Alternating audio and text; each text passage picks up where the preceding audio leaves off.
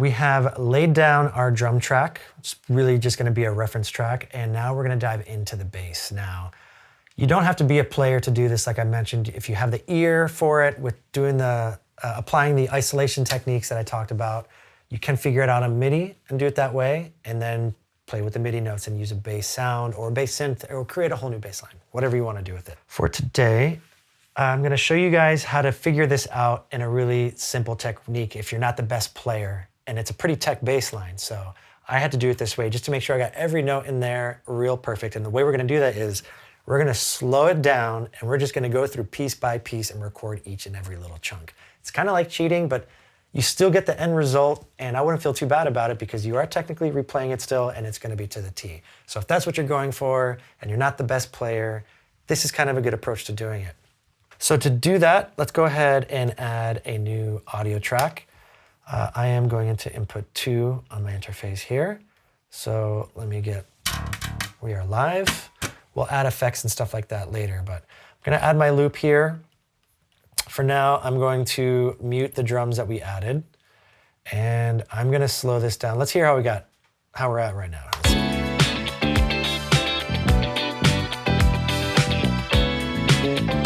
So I'm gonna cut the highs like we talked about, and see if I can really pinpoint those little bits in the bass, but for the sake of re-recording it, we're gonna slow it down a lot here. Let's go down to like 85. Let's go even slower than that, actually. Let's go 70.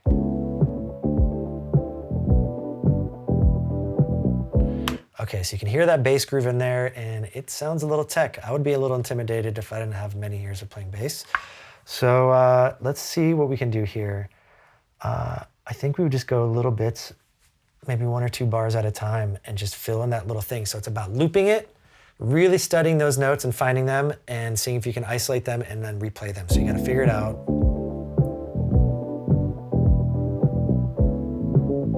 Okay, that's longer than I wanna do. I think we need to go even less than that. So I'm gonna take a cool approach here to figuring out this bass line because it is pretty technical and a little intimidating. So I'm gonna slow down the session and we're just gonna go through piece by piece, part by part, and see if we can dissect it from there. So I'm gonna make sure that our region is in flex mode. I'm gonna go ahead and add it to polyphonic.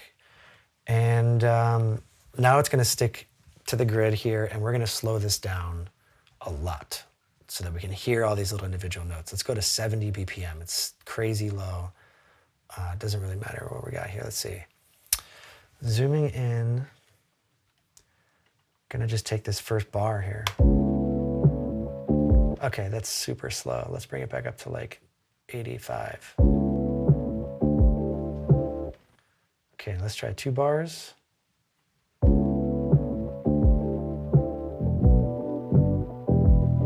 Okay, I'm gonna speed it up a little bit more. It's feeling really, really slow. There we go. So you just keep looping it over again. Try to find those notes. So we know those are the first 2 notes.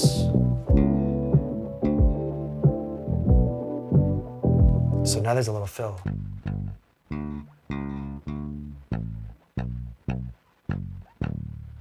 I think that's what it does. Let's see what we got.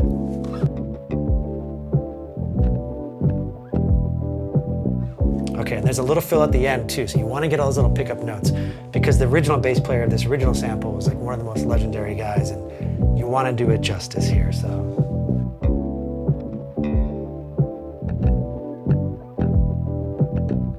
So there's a little fill there.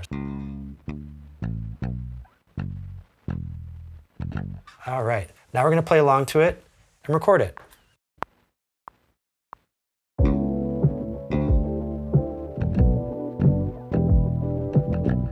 All right, let's see how we did here with our drum loop. Okay, I hit some bad notes in there, so we're gonna do it again actually because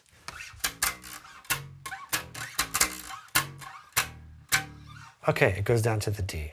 So this is part of the process here. You know, you gotta make sure you're getting all the right notes in there. One more time.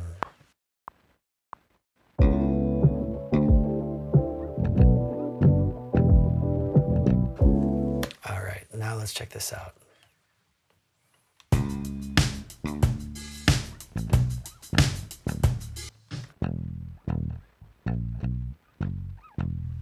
It was not on the D. Last try. I got this now.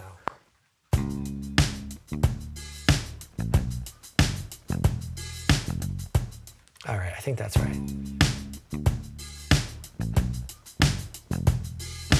Now let's hear it with the other one.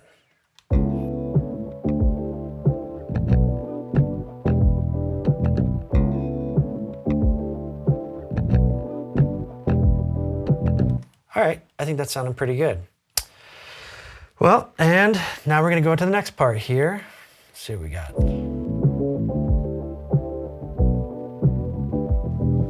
Okay, similar yet different.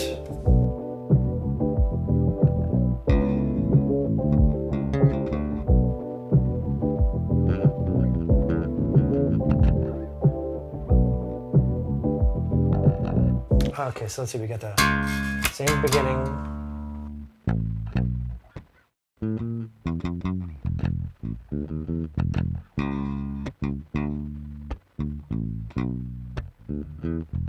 That's what I'm hearing. Oh yeah, there's that little pickup.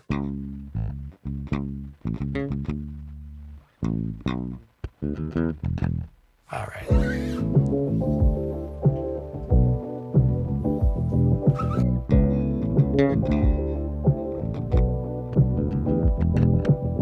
All right, now we record this line.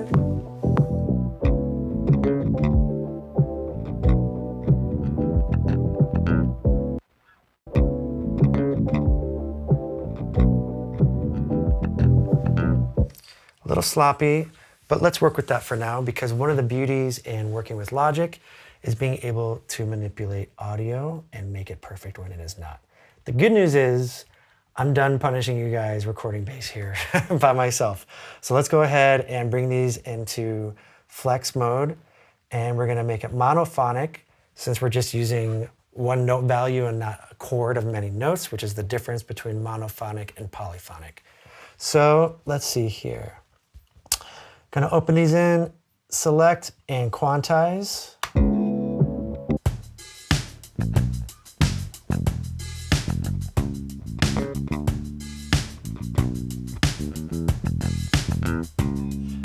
Sounds much better already being quantized. Now, I don't think it's identical to the original bass line, but in a sense that makes it more original, but it is so close to the original anyway that it's not gonna be noticeably different. But let's go ahead and take a look at this really quick, in depth a little bit, because working in flex pitch is really amazing, but there are some glitches in it sometimes that I'd like to point out, where sometimes when you quantize, it adds all these markers and it locks them onto the grid.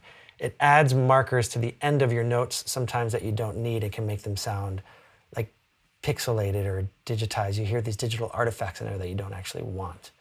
So let's take a look. Everything's looking pretty clean to me, but there's one part that sounded a little iffy, and I think it was right around here. So let's see what happens when we start listening from this point right here. Yeah, so it's just that pickup.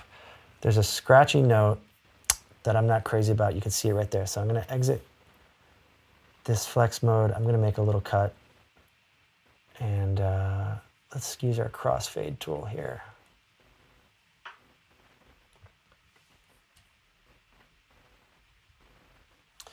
And that should help.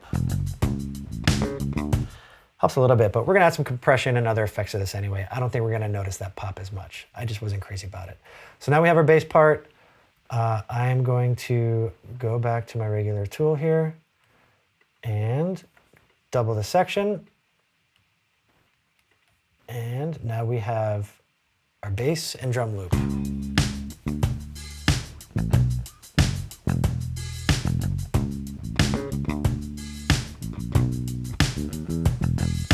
All right, and as you know, the song is not at 92 ppm. We want to bring it back up to 107. So now let's hear it sounds like sped back up and normal in comparison to the original sample.